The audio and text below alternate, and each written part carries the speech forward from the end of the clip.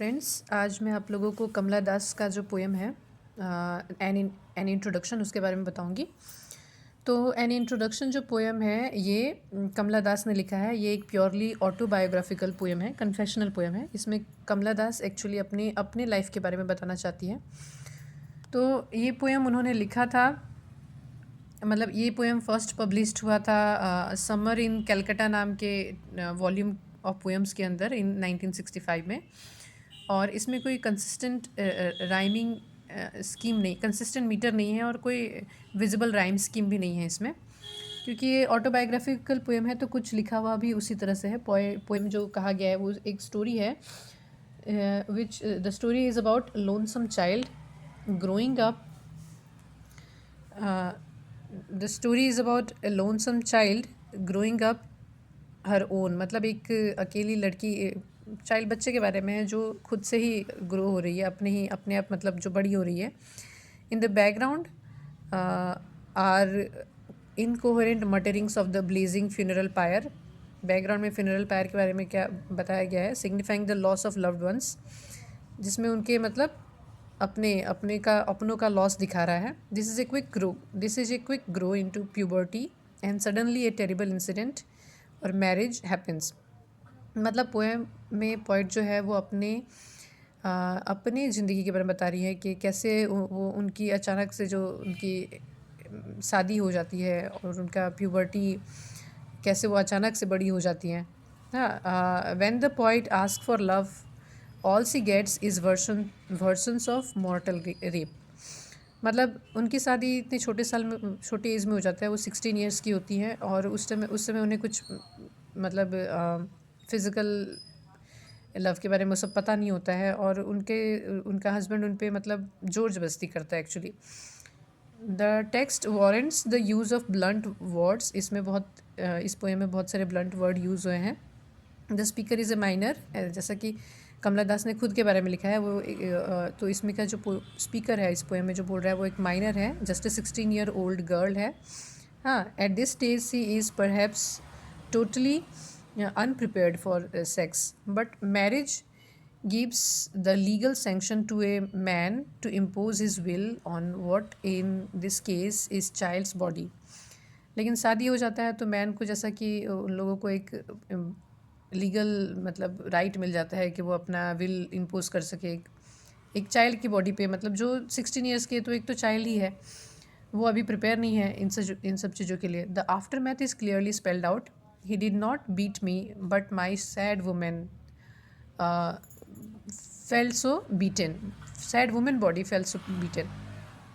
मतलब उनका मतलब ये उनकी जो इतनी छोटी थी और उन पे जो फिज़िकल जो कोशिश की गई उससे उन्हें लगा कि उनको मारा नहीं गया, लेकिन उनका बॉडी जैसे मतलब अनवांटेड चीज़ें जो थी, जिसकी वजह से उन्हें लगा कि उनका बॉडी बहुत बीटन फील हो रहा है। This experience seems to be a crucial one for the poet. It creates a wound in her psyche which never heals. इस एक्सपीरियंस की वजह से उनके साइकिक लेवल पे, मेंटल लेवल पे एक इतना बड़ा घाव जैसा हो गया, वॉन्ड हो गया, जो कभी फिर हील हो नहीं हो पाया। It leads, as we see in the following stanzas, to immense self-loathing and attempts to escape from herself। इससे मतलब क्या होता है कि वो खुद अपने आप से भागने लगती है, अपने आप से भागना चाहती है। Actually the revulsion seems to stem from what men do to women। और पुराने ज़माने में तो ऐसा बहुत होता था लड़कियों के साथ, औरतों के साथ। उनकी छोटी उम्र में शादी हो जाती थी बड़े बड़े लड़कों के साथ और फिर आदमियों के साथ कहे तो, और फिर उन्हें बहुत सारे फिज़िकल पेन और इमोशनल पेन से गुजरना पड़ता था, मेंटल प्रॉब्लम्स होते थी। Again the imposition of social norms, dress in sari, be girl, be wife, they said. उन्होंने पोएम में बताया है कि अब उस उम्र में उन्हें गर्ल की तरह एक्ट करने के लिए सोसाइटी कहती है कि मतलब लड़कियों पे कितनी पाबंदियाँ होती है, साड़ी पहनो, फिर वाइफ की तरह एक्ट करो, all this. The whole package is flung at her, embroidered, keep housing, quarrel with servants, but above all fit in. मतलब वो उस टाइम की जो शादी के बाद की जो बातें होती हैं, मतलब घर को साफ रखो, सर्वेंट्स के साथ झगड़ा करो, मतलब फिट हो जाओ शादी में, इन सब चीज़ों को वो बताना चाहती हैं। Clearly however the point is a misfit if there is one. तो सी रेबल्स नो कॉन्शियसली और डेलिबरेटली बट कंपल्सिवली ट्रामेटिकली। वो मतलब वो इन सब चीज़ों में फ़िट नहीं हो पाती हैं, अपने आप को फ़िट नहीं कर पाती हैं, ट्रॉमेटिक फ़ील करती हैं। हाँ, the next stanza shows a greater incoherence suggestive of a breakdown in the personality, compulsive behavior, schizophrenia, nymphomania, and then the inevitable reaching out to another man, the rejection that follows, and a devastating indictment of the male sex। मतलब अब उन्हें वो उस उम्र में उनको जो प्यार चाहिए था वो प्यार नहीं मिलता है उन्हें, और उन्हें ज़बरदस्ती उनके साथ किया जाता है, उनको रूम में लॉक करके रखते हैं। आपको दूसरे पोएम में पता चलेगा ये सब। तो उससे क्या होता है, उनको बहुत सारे मेंटल डिसऑर्डर्स हो जाते हैं, जैसे compulsive disorder, compulsive behaviour, schizophrenia, nymphomania. और फिर अल्टीमेटली वो लास्ट में मतलब लव की खोज में, प्यार की तलाश में वो दूसरे मर्दों के पास, दूसरे लड़कों के पास जाना शुरू करती हैं। लेकिन उन्हें वहाँ से भी कुछ मिलता नहीं है, रिजेक्शन ही मिलता है। सब उनको यूज़ करते हैं, लेकिन कोई उनको मतलब वो जो लव चाहिए वो उन्हें नहीं मिल पाता है। He is every man who wants a woman one.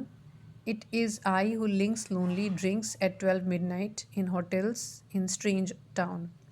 मतलब वो उसके बाद वो ऐसी हो जाती है कि वो फिर रातों को घूमती हैं सड़कों पे, ड्रिंक करती हैं, लोगों के होटल्स में जाती हैं, स्ट्रेंज लोगों से मिलती है, लेकिन उन्हें वो प्यार नहीं मिल पाता है जो वो ढूंढ रही हैं। The poem ends on a certain note, the poet seeking not much more than to survive, to earn the right to simply be called I. इस पोएम को एंड करते टाइम पोएम कहती है, पोइट मतलब हाँ, वो ज़्यादा कुछ सीख नहीं कर रही हैं, कुछ ज़्यादा कुछ नहीं मांग रही है ज़िंदगी से सर्वाइव करने के लिए। वो बस अपना जो मैं कहने का अधिकार जो है, अपने आप को, अपना सेल्फ के बारे में, अपना रिस्पेक्ट, सेल्फ रिस्पेक्ट, उसको अर्न करना चाहती हैं आई को। तो यही इस पोएम का समरी है। आई होप आप लोगों को अच्छा लगे तो लाइक कर